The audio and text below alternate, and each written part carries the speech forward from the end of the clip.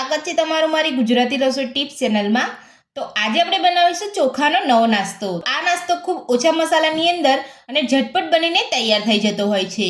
તો ચાલો આપણે ચોખાનો નવો નાસ્તો બનાવવાનું શરૂ કરીએ। તો ચોખાનો નાસ્તો બનાવવા માટે મેં અહીંયા 1 વાટકી ચોખા લીધા છે।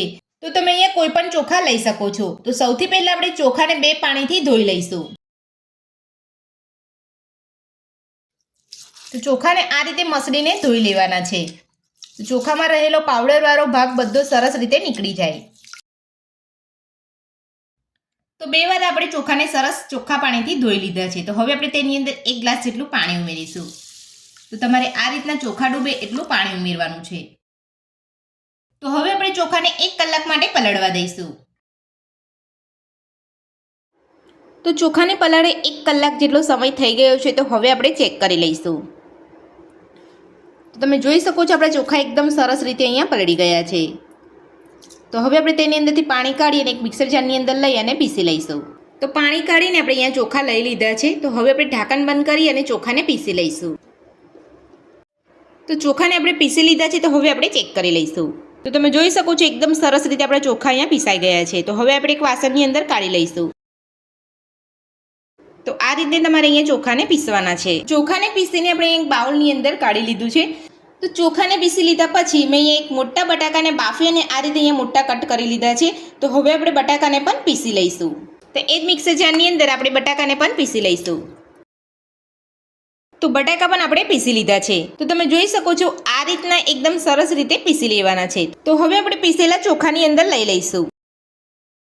તો બાફેલા બટાકાને આપણે અહીંયા પીસી અને ચોખાના ખીરાની અંદર કાઢી લીધા છે। તો હવે આપણે તેની અંદર નાની અડધી ચમચી જેટલું જીરું ઉમેરીશું। સાથે ઝીણા સમારેલા લીલા મરચાં ઉમેરીશું। સાથે સ્વાદ પ્રમાણે મીઠું ઉમેરીશું। ઝીણા સમારેલા લીલા ધાણા ઉમેરીશું। હાથની મદદથી બધું સરસ મિક્સ કરી લઈશું।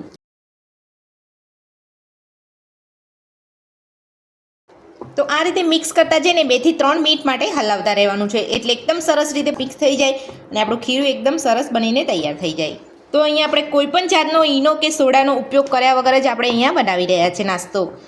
તો ધાણા મરચાં મીઠું અને જીરું ઉમેરીને બધું સરસ આપણે અહીંયા મિક્સ કરી લીધું છે અને આપણું એકદમ સરસ પરફેક્ટ ખીરું બનીને તૈયાર છે। તો આ રીતનું જે આપણે ભજીયા પાડીએ તે રીતનું ખીરું આપણું અહીંયા બનવું જોઈએ। જો તમને અહીંયા ખીરું થોડું કઠણ લાગતું હોય તો તમારે થોડું પાણી ઉમેરી અને પછી આ રીતનું તમારે ખીરું બનાવી લેવાનું છે। તો હવે આપણે ખીરાની અંદરથી નાસ્તો બનાવી લઈશું। તો નાસ્તો બનાવવા માટે મેં અહીંયા કડાઈની અંદર તેલ ગરમ કરવા મૂકી દીધું છે। તો તેલને આપણે થોડું ગરમ થવા દઈશું, ત્યારબાદ આપણે નાસ્તો બનાવી લઈશું। તો તેલ આપણું ગરમ થઈ ગયું છે। તો હવે આપણે નાસ્તો બનાવી લઈશું। તો જે રીતે આપણે અહીંયા ભજીયા બનાવતા હોય તે રીતે જ આપણે અહીંયા નાસ્તો બનાવી લેવાનો છે।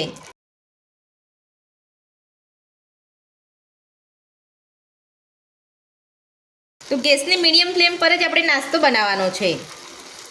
આપણે અહીંયા ફૂલ ગેસ ઉપર નાસ્તો નથી બનાવવાનો। તો જ્યારે પણ તમારા ઘરે કોઈ મહેમાન આવ્યા હોય ને તમારા ઘરમાં બેસન ના હોય ત્યારે તમે આ નાસ્તો બનાવી શકો છો। તો જેટલો તમારો નાસ્તો અહીંયા તેલની અંદર આવે તેટલો નાસ્તો તમારે લઈ લેવાનો છે। તો હવે આપણે નાસ્તાને ગેસની મીડિયમ ફ્લેમ પર તળાવવા દઈશું અને બબલ્સ ઓછા થાય એટલે નાસ્તાને પલટાવી લઈશું। તો બબલ્સ ઓછા થઈ ગયા છે। તો હવે આપણે નાસ્તાને પલટાવી લઈશું।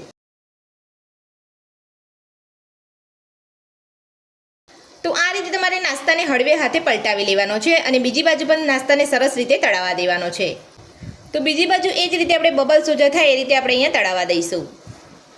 તો તમે જોઈ શકો છો એકદમ સરસ અહીંયા નાસ્તાનો કલર આવી ગયો છે। તો હવે આપણે બધો નાસ્તો કાઢી લઈશું અને આ જ રીતે બધો નાસ્તો બનાવી લઈશું।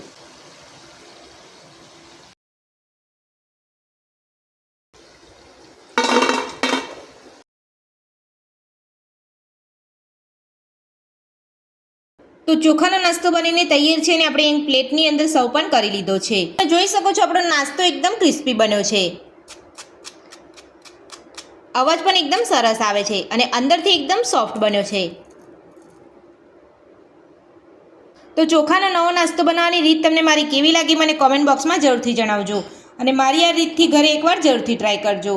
તો આજની રેસીપી પસંદ આવી હોય તો વિડીયોને લાઇક કરજો, ચેનલને સબસ્ક્રાઈબ કરજો, તમારા મિત્રોને જરૂરથી શેર કરજો। Thank you.